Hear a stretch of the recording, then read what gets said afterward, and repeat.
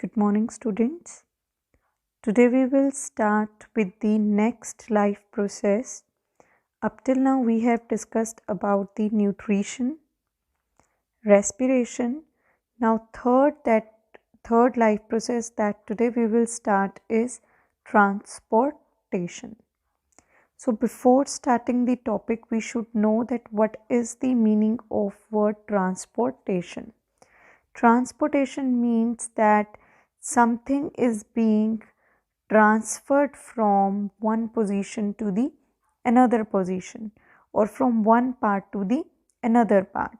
So if in scientific terms we have to define the process of transportation, it is defined as it is one of the life process of carrying of material from one part to the another part of the body. Okay, जहाँ पर कोई material बन रहा है वहाँ से उस material को हमने जहाँ पर वो मटेरियल रिक्वायर्ड है वहाँ पर जब हम ट्रांसपोर्ट करते हैं उस मटेरियल को, that life process is called as transportation. Okay, we all know that our body, it is made up of different cells, and each and every cell that is making our body living, that cell, it requires water, it requires oxygen, it requires food and all other essential nutrients for their survival. So transport of these substances inside the body, it is very important for all living organisms. So there are different ways of transportation for plants as well as for the animals. So if we talk about the overall importance of transportation process, transportation, as I have discussed with you, it is very important for the transportation of the food, because every cell, it requires the food. So transport systems in plant, it is called as the vascular system. The transport system in the plant is called as vascular system, which is composed of xylem and phloem. So in plants, these two, they are helping in transport of water and minerals and food respectively. If we talk about the xylem, it is helping in conduction of water and minerals to the leaves. Okay, then in leaves, that the food is prepared. Clear? Leaf is kitchen of the plant. So from leaf, the prepared food via the phloem is transported to the different parts where the food is being required. But in animals, as compared to the plants, animals, they are much more complex in their structure. They are having the complex organization as compared to the plants. So in animals, there is a particular system called as the circulatory system, which is responsible for transporting the material or transporting the food from the alimentary canal to the all parts of the body. Likewise, the transportation helps in the transport of the gases like oxygen and carbon dioxide. In animals, the oxygen, it becomes available from the respiratory surface, that is the lungs.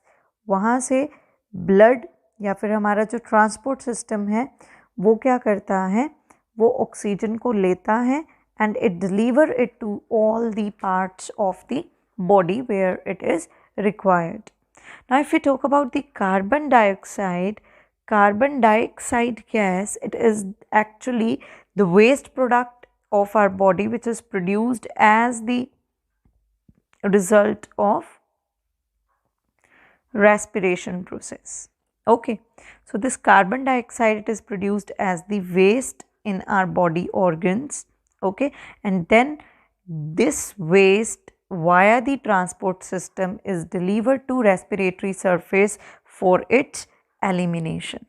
Okay, now we all know that different kind of waste materials, the different kind of metabolic waste, हमारी body में बहुत सारी reactions हो रही हैं, तो उन reactions का भी कुछ waste है. Like we can take the example of urea, uric acid, etc. They are the nitrogenous waste. These are the nitrogenous waste. So these nitrogenous wastes, they are also delivered out of the body. Firstly, they are taken to the kidney and then they are transported out. They are eliminated out by the help of the transport system. Now, I hope you all are familiar with word hormones.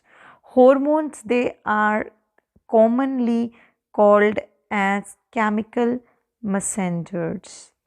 They are called as chemical messengers.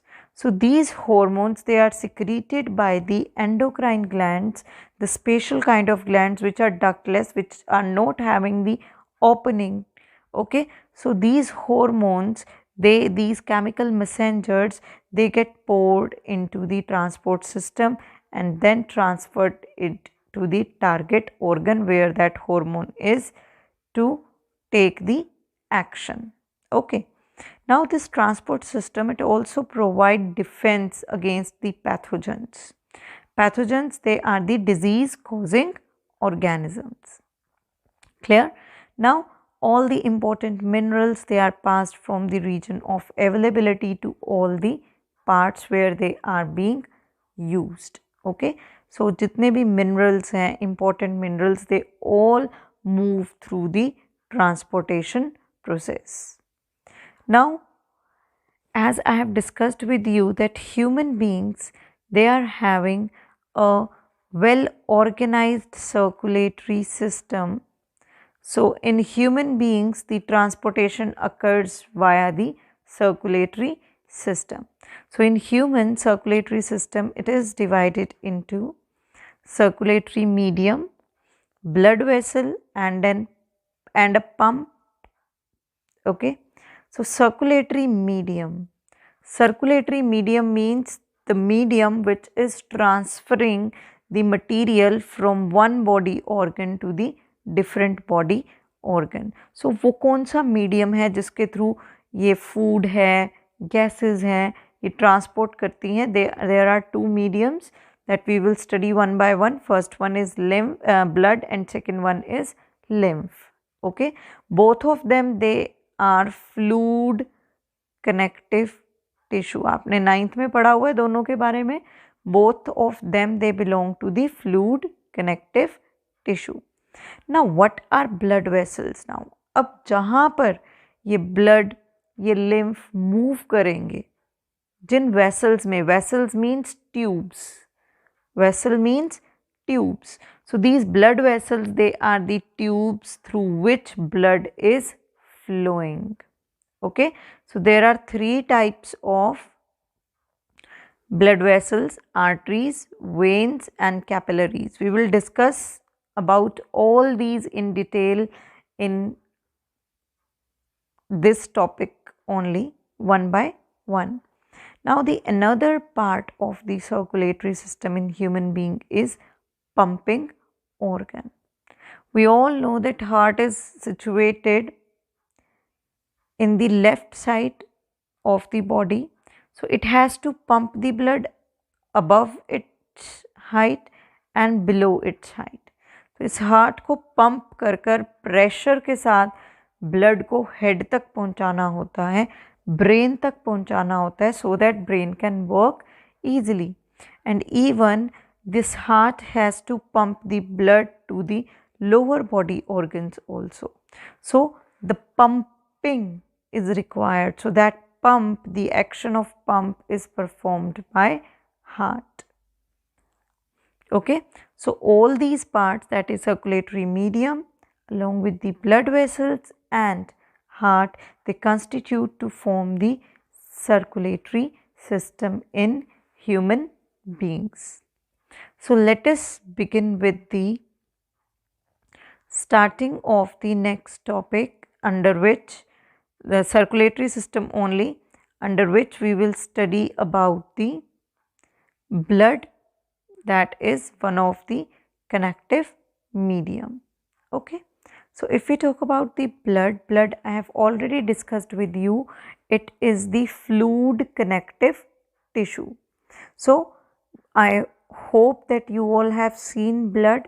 So if we observe the properties of the blood, blood, it is reddish in color, it is opaque, एक transparent होता है, एक translucent होता है और एक OPEC substances होते हैं। ओपेक मतलब जिनके थ्रू लाइट पास ऑन नहीं होती। Okay, so blood is one of the OPEC material. Clear? It is alkaline fluid. Alkaline means जिसकी जो पीएच है वो क्या होगी? बेसिक होगी। हमने केमिस्ट्री में पढ़ा हुआ है ये। Clear? And on an average, one human being he is having 5 to 6 liter of the blood. Clear? Now this blood, it is formed by two components, that is plasma and blood cells. So firstly, we will take the view of the plasma.